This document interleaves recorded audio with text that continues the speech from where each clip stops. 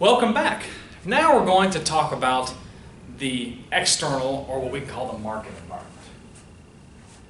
And those of you who have taken macroeconomics, or microeconomics, or any other form of neoclassical economics, will be very familiar with all of this. So this should be a nice review. If you need a little more review also, you can look at my video on the market capitalism model. It's kind of a refresher. So there's different kinds of external environmental forces. And the first is just kind of the overall economy.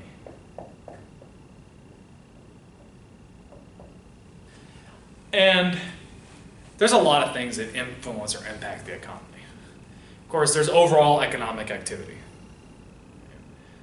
Again, I want you to consider we're looking at kind of this intersection between supply and demand curves. There's the prices of commodities. How much do basic materials like milk or gasoline or oil cost? What are the interest rates? Are there any currency fluctuations? How strong or weak is the dollar, for example? Wages. What are average wages? What are minimum wages? What are competitors within the market doing? And of course, what are governmental policies? All these things are shaping supply and demand curves. Now, there's some different kind of trends that you can look at in the economic or environment or the economy. First of all, there has been a persistent rise in international trade and a persistent rise in foreign direct investment, particularly over the past 30 years or so. And this is a trend that is projected to continue. Then we look at technology. But wait, you're saying, didn't we do technology in our deep historical forces? Yes. But what we're trying to show here is something a little bit different. Technology as a deep historical force would be something like the printing press, okay, changing the way ideas traveled, challenging governments, challenging the authority of the medieval church. Technology as an external environment means basically that you're doing the same thing, but you're doing it a little bit better. So compare two things. The printing press, making literacy and books available to everybody, versus I just got a new printer which prints in sharper color and it prints faster than the printer that I had before. Well, I'm still printing and doing the same thing, I'm just doing it a little bit better. Okay. So, nonetheless though, new technologies create threats and opportunities. Some of these things like new technologies can have a direct impact on competition. It can change the way competitors relate to each other. And of course, as technology becomes better, it can also become cheaper, and it can become more widely available or more widely spread. We've also got the cultural environment.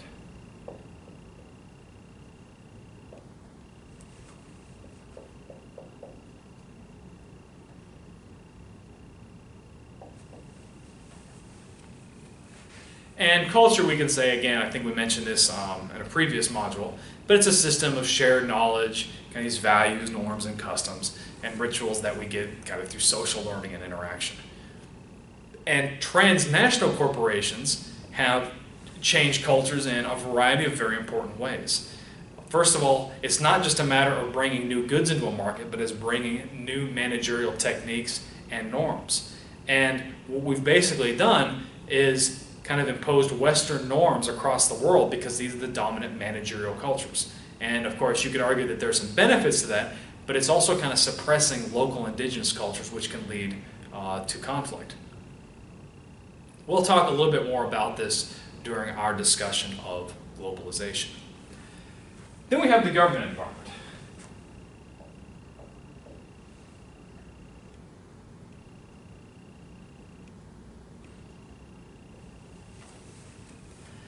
And under the government, we basically see a couple of trends. First of all, and we'll talk more about this in a later module, government activity has largely expanded, primarily in the implication or the introduction of social welfare policy. We'll talk a lot about this in a couple modules. And of course, they are regulating ever more domestic and international industries. Furthermore, a general trend that we have noticed is it seems that governments are becoming more transparent, partially because of the internet, and they may be becoming more democratic. Governments do seem to be more responsive to demands, Think about all the firestorms that Twitter and Facebook can cause. And a lot of these demands are starting to represent things like a desire for increased human rights, respect for the environment, aesthetics, ethical behavior. So it is, social media and the internet does seem to be putting more and more pressure on the government, so the government has to be a little bit more responsive. And I'm not talking about the American government specifically, this is more of an international governmental trend. We also have the legal environment.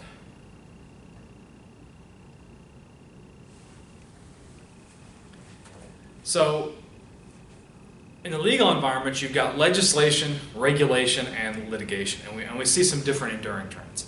First of all, just in terms of volume or number of laws and regulations, that is something that has increased in countries, both in number and in complexity. So there's more laws, there's more regulations, and they're becoming more and more complicated and difficult to understand.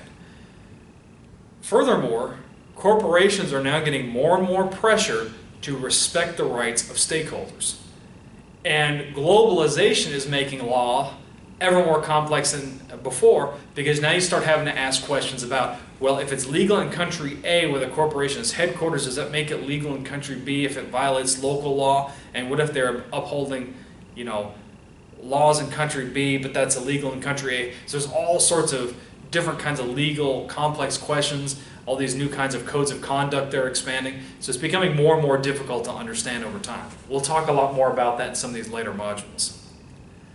Furthermore, corporate social responsibility is shifting away from something that was previously seen as possibly a competitive advantage to something that is considered expected or normal.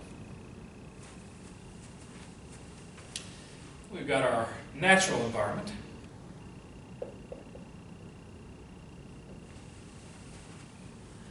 And of course, economic and industrializing activity has had a tremendous, probably detrimental impact on the environment. We are depleting our natural resources. We are destroying the forests. We're having mass extinctions occurring right now. We are releasing all sorts of strange molecules and chemicals into nature that are not natural. We have destroyed the balance of the nitrogen cycle, and maybe we have triggered climate change. That's a debate that we'll talk about in some of the later modules of this course. The Earth's capacity to carry human activity basically was exceeded in 1980. So what that means is that there's no longer kind of a balance. Think of it like overdrawing your bank account. That's basically what we've been doing to the Earth since 1980.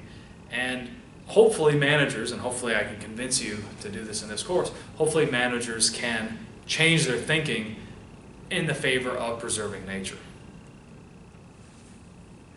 So we've talked about the external environment now.